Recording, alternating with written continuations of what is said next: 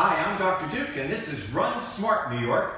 I'm with Caitlin, a local triathlete for Empire Tri, and she's helping me out today. This is part 2 of a mini-series of how to prevent shin splints and stress fractures.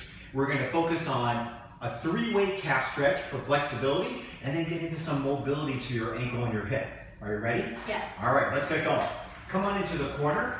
The calf stretch, a lot of people do this. They kind of simply stretch it out, and that is a good way to do it.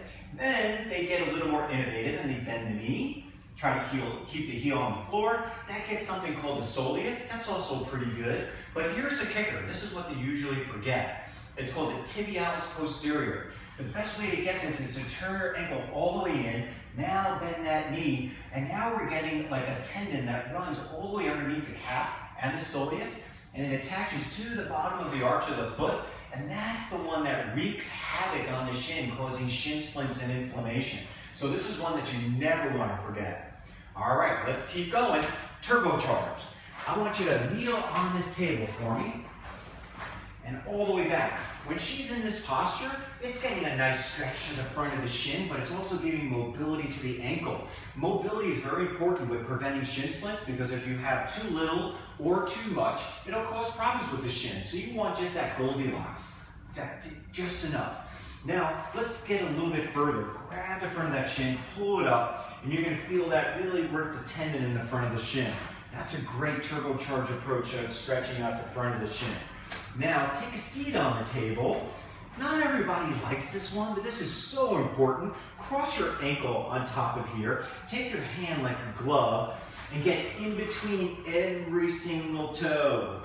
Yeah, and then it feels like you're invading your foot, but this is what we want. Now take it and just kind of twist it around a little bit. I mean, we want to get slide and glide into your foot. This is what we want. We want your foot to have proprioception. We want it to be able to feel the ground when you're running.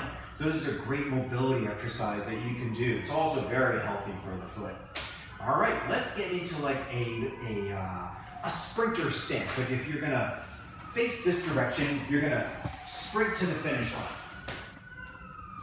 That's it. Maybe get that, line up the knee and the toes, and then lean back just a little. Perfect. This gets a tremendous amount of strain to the Achilles, but in a safe way. And then it also puts mobility into something called the mortise joint.